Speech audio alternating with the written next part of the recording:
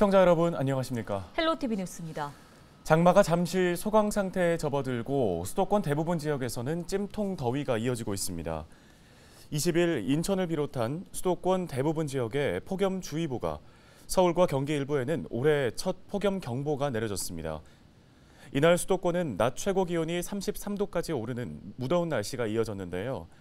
기상청은 21일까지 폭염이 계속되다가 토요일인 22일 오후부터는 정체 전선의 영향을 받아 전국 대부분 지역에서 다시 장맛비가 내릴 것으로 예보했습니다. 얼마 전 온라인 부동산 플랫폼의 일부 공인중개사들이 김포의 한 공유 창고를 빌려서 공인중개사 사무소로 위장 등록한 사실을 전해드렸죠. 보도 이후에 한국공인중개사협회가 전국적인 조사에 나서기로 했습니다. 유사한 사례가 더 많을 것이라고 본 건데요. 불법 사항이 드러날 경우에 고발 조치한다는 계획입니다. 네, 한국공인중개사협회 김포시 지회장 김동신 지회장이 전화 연결돼 있습니다. 지회장님, 먼저 지난번에 이 공유 창고를 공인중개사 사무소로 등록한 이들이 어떻게 됐는지 궁금합니다. 김포시가 행정 조치에 나섰습니까? 네, 시청 담당 부서에 따르면 현재 6곳 등록 취소 절차가 진행 중이며 금주 중으로 취소 대상자들에 대한 청문 절차가 있는 걸로 알고 있습니다. 특별한 사유가 없으면 청문 이후 등록 취소가 확정되는 것으로 알고 있고요. 더불어 김포시청에서는 공유 오피스라든지 오피스텔 등 건물 상층부에 개설된 중개사무소에 대해 자체 전수조사를 진행 중이며 우리 한국공인중개사협회 김포시지회와 자율정화위원 이총 및 궤도 활동을 통해 건전한 중개 질서 확립을 위해 현재 협업을 강화하고 있습니다. 네, 지난번의 사례는 김포 특정 지역의 문제였는데 지금 의심되는 사례들이 더 있을 수 있다는 말씀하셨습니다. 유사 사례가 많을 것으로 보시나요? 네, 비슷한 사례가 충분히 더 많을 것으로 보입니다. 특정 유명 부동산 플랫폼에 직영으로 소속된 공인중개사들이 대부분 중개업 경험이 없이 플랫폼에서 일정 시간 교육을 받고 오픈한 초보 중개사인데다가 수익을 플랫폼 본사와 나누는 구조인 걸로 짐작을 하고 있습니다. 그러다 보니 높은 임대료를 부담하게 되는 1층은 유지가 어렵고 상대적으로 저렴한 공유 창고라든지 공유 사무실을 통한 중개업 개설이 이루어지는 것 같습니다. 이번에 등록 취소가 진행되는 중개사무소 외에도 한 공간에 여러 개 개설 등록된 유사한 곳을 자체적으로 한번 조사를 해봤는데 공유 오피스 한 칸, 즉 2평이 채 남짓 안 되는 공간을 빌려서 책상 하나를 두고 영업을 하고 있으며 계약 등 필요 시에는 회의실 공간을 활용하는 형태로 이루어지고 있고 최소 면적 등에 대한 법 규정이 없다 보니 앞으로도 이런 방식의 개설은 계속될 것으로 보입니다. 네, 지난번 보도 이후에 한국공인중개사협회가 전수조사에 나서기로 했다고 들었습니다. 전국에서 이게 함께 동시에 진행이 되는 건가요? 전국 19개 시 도지부와 이제 시군구 254개의 지회에 이제 설치되어 있는 지도단속위원회를 가동해 전국에 의심되는 유령사무소의 제보 및 현장 확인을 통해 불법 소지가 확인되면 관할 행정관청에 조사 의뢰를 할 예정입니다. 벌써 협회에도 상식적이지 않은 의심사무소 제보가 접수되고 있는데요. 전국 의심사무소 현황 및 조치 결과는 한국공인중개사협회 TF 조직을 통해 각각 집계될 예정입니다. 현 시점에서 구체적인 조사 방법을 오픈하기에는 향후 조사의 차질이 우려되는 바가 있어 양해를 좀 해주셨으면 좋겠습니다. 네, 부동산 거래하기 위해서 중개사무소 찾는 고객들 어떤 점들 좀 주의하면 좋을까요? 이번에 적발된 중개사 사무소는 우리가 흔히 접할 수 있는 중개사 사무소가 아니라 특정 유명 플랫폼에 소속되어 일반 고객분들이 찾아갈 수 없는 출입이 제한된 공유 창고나 공유 오피스에 개설이 되어 있었습니다. 아직 구체적으로 일어날 문제에 대해 일방적으로 예단하기는 어렵습니다만 확실한 건 고객분들이 필요시 방문을 통해서 매물 의뢰를 한다든지 중개 관련 상담 서비스를 받기에는 상대적으로 취약한 부분이 있을 수 있습니다. 기업 공인중개사들은 이미 중개사법을 통해서 다양한 법적 의무와 제한을 받고 있는데요. 미래를 지향하는 관점에서 중개업이 가져야 될 바람직한 필수 요소, 즉 구체적으로 예를 든다면 중개에 필요한 최소한의 면적, 공간이라든지 현재 자격증 취득 후 4일간의 실무 교육을 받으면 중개업 개설 등록을 할 수 있습니다만 타 자격사와 비슷한 수개월 정도의 수습 기간의 필요 여부에 대해서도 공론화한 후에 앞으로 법적인 부분의 제도 보완은 있어야 할 것으로 보입니다. 네, 알겠습니다. 말씀은 여기까지 듣겠습니다. 한국공인중개사협회 김동신 김포시 지회장이었습니다.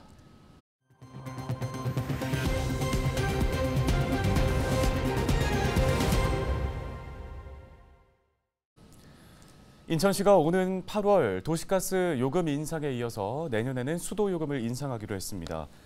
시는 20일 상수도 요금 체계 개선 및 현실화를 위한 수도 급수 조례 일부 개정 조례안을 입법 예고했습니다. 개정안에는 2024년과 2025년 2년간 14.5%씩 요금을 인상해 상수도 사업 운영 수지를 개선하고 일반용과 욕탕용 요금은 단일 요금제를 적용하는 내용이 담겨 있습니다. 개정안에 따라 내년부터 인상될 경우 3인 가구 기준 상수도 요금은 현재 8,460원에서 1년 차인 2024년에는 1,260원이 인상된 9,720원, 2년 차인 2025년에는 1,440원이 늘어난 11,160원으로 인상됩니다. 반면 3자녀 이상 다자녀 가구에 대해서는 요금을 감면하기로 했습니다. 계양 아라뱃길 워터축제가 8월로 일정을 미룹니다. 계양구는 집중호우로 전국에 피해가 속출하자 피해자들을 애도하고 혹시 모를 안전사고를 예방하기 위해서 이번 주말 아라뱃길 워터축제를 잠정 연기하기로 결정했는데요. 이후 계양구는 후속 조치를 통해 다음 달 19일과 20일에 축제를 다시 개최하기로 확정했습니다. 사전 예약 신청자들에게는 별도 연락을 통해 향후 체험 행사를 그대로 이용할 수 있도록 한다는 계획입니다. 부천시가 20일 부천 춘희동에 들어서는 R&D 종합센터 조성 사업과 관련한 주민 설명회를 열었습니다. 이번 설명회는 R&D 종합센터 조성 개요와 공사 진행 현황을 비롯해 도시통합관제센터 도입에 따른 주민 불편이나 우려사항에 대한 설명, 질의응답 순으로 이어졌습니다. 부천시는 이 자리에서 평소 공사로 인한 분진과 소음 등 주민 민원에 대해 고정식 소음 측정기와 이중 방음벽 설치, 공사 시간 변경 등을 조치했다고 설명했습니다. 당초 데이터 센터 명칭으로 불렸던 R&D 종합센터는 증축에 따라 설계 변경과 관련한 공청회를 열어야 하는데 당시 코로나19 확산 등의 영향으로 유튜브를 통한 전자공청회로 대체하면서 추진 과정이 부실했다는 지적을 받아왔습니다. 또 도시통합관제센터 기반 시설이 건물의 상층부인 13층에 배치돼 건축물의 하중 안전성 검토 등을 5차례에 걸쳐 시행하기로 했는데요. 지하 2층에서 지상 13층 규모인 부천 R&D 종합센터에는 지역 연구기관을 비롯해 교통과 지자체 CCTV 등을 총괄 관리하는 도시통합관제센터가 새롭게 입주할 예정입니다. 국가 중요시설에서 근무하던 불법 체류자가 무더기로 적발됐습니다. 법무부 산하 인천 출입국 외국인청은 지난 13일 인천항에서 출입국 관리법 위반 혐의로 불법 체류자 18명을 붙잡았다고 밝혔습니다. 이들은 국내 체류 허가 기간이 지났지만 출국하지 않고 인천 내항 등에서 하역 관련 작업을 한 혐의를 받고 있는데요. 출입국 당국은 인천항 보안공사 등과 함께 이들을 적발했으며 추가로 소재가 파악되지 않은 불법 체류자 1명을 추적하고 있습니다.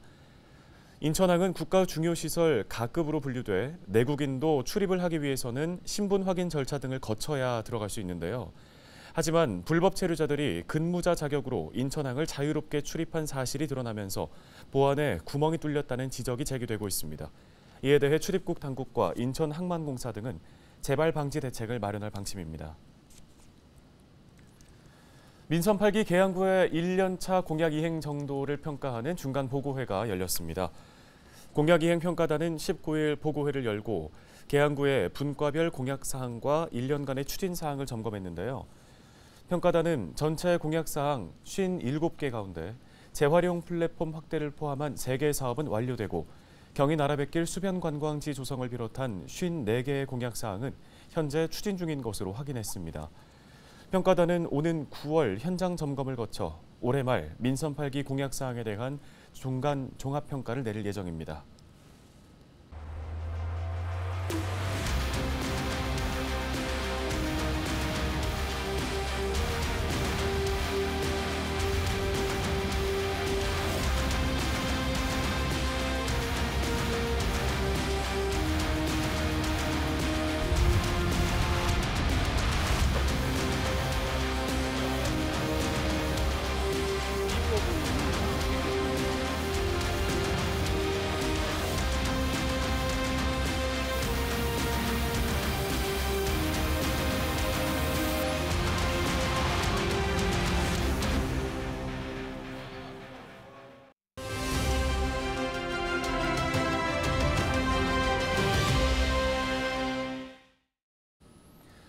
부천시가 경기도에서 실시한 2023년 개발제한구역 관리실태 평가에서 대상을 차지했습니다.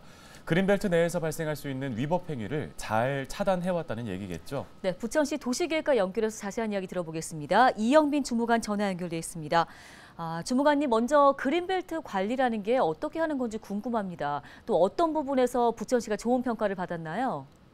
네. 이번에 부천시에서 대상을 받은 경기도 개발제한구역 관리실태 평가는 매년 경기도에서 개발제한구역을 관리하는 그 경기도 21개 시군을 대상으로 불법 사전 예방, 사후 관리 등 여러 항목으로 평가를 하고 있습니다. 그중 부천시가 대상을 받았다고 생각하는 이유는 그 작년도 우수성과 사례로 부천시에서는 개발제한구역 내 이제 도보로 접근하기 어려운 대상지를 부천시에서는 이제 드론을 이용하여 점검하는 방법을 도입했어요. 그리고 또한 대규모 농지를 불법 성토 행위를 관리하기 어려웠는데 2022년도 현황 측량을 실시해서 불법 성토의 정도를 확인할 수 있는 객관적인 자료를 마련하게 됐습니다. 이런 성과들이 아마 우수 사례로 좋게 평가되어 대상을 수상했다고 생각합니다. 네, 개발제한구역이라고 하면 아예 출입을 하면 안 되는 건지 궁금하기도 하고요. 시민들이 좀 알아둬야 할 내용들이 있을까요? 네, 이제 개발제한구역 관련법에 따라서 사전적으로는 그 도시의 무질서한 확산을 방지하고 자연환경을 보존하여 도시민의 건전한 생활환경을 확보하는 것이 개발제한구역의 지정 취지입니다. 이에 따라서 개발제한구역의 보존을 위해 수시로 현장을 점검을 하고 불법 행위를 단속하고 개발제한구역 내 허용된 행위들에 대하여 행위 허가를 하고 있습니다. 다만 시민들이 법을 인지하지 못해서 부득이하게 단속이 되는 경우가 종종 발생하고 있어 일방적인 단속 행위만 하지 않고 시민들의 관련 규정을 쉽게 이해할 수 있도록 홍보하는 방법 또한 저희가 강구하고 있습니다. 네, 이게 저희 개발제한구역 팀의 그 역할입니다. 네, 개발할 수 있는 땅들이 점점 줄어들면서 개발 제한 구역에 대한 관심도 높아지고 있습니다. 앞으로 또 어떤 고민들 갖고 계십니까? 네, 앞서 말씀드린 바와 같이 시민들께서 법을 인지하지 못해서 부득이하게 단속이 되는 경우를 최소화할 수 있도록 관련 법령이나 규정 이런 것들을 전단지로 제작해서 배포를 하고 있고요. 그리고 시 홈페이지에 게재하는 등 다양한 매체를 통해서 시민들이 쉽게 접할 수 있도록 홍보할 수 있는 계획을 수립하려고 하고 있습니다. 또한 저희 과도한 규제로 인해서 시민들이 불편을 겪는 상황을 현장을 돌아다니면서 파악을 하고 나서 합리적으로 법을 개정할 수 있도록 상위기관, 국토교통부나 경기도 부서로 법령 개정을 건의하고 있습니다. 마지막으로 효율적으로 개발제한구역을 관리할 수 있도록 이번에 좋은 평가를 받았던 우수 시책들처럼 올해에도 다양한 시책들을 발굴하도록 노력할 계획입니다. 네, 잘 들었습니다. 지금까지 부천시 도시계획과 이영빈 주무관이었습니다. 다음 소식입니다. 인천시가 국제측지향 및 지구물리학 연맹 총회를 유치했다고 밝혔습니다. 4년마다 개최되는 국제측지향 및 지구물리학 연맹 총회는 각국의 학자와 전문가들이 모여 지구과학 분야의 연구 성과를 공유하고 관련 업무를 조정하는 국제학술 대회입니다. 이 총회가 국내에서 열리는 건 이번이 처음이며 오늘 2027년 7월 12일부터 22일까지 11일 동안 인천 송도 컨벤시아에서 열릴 예정입니다.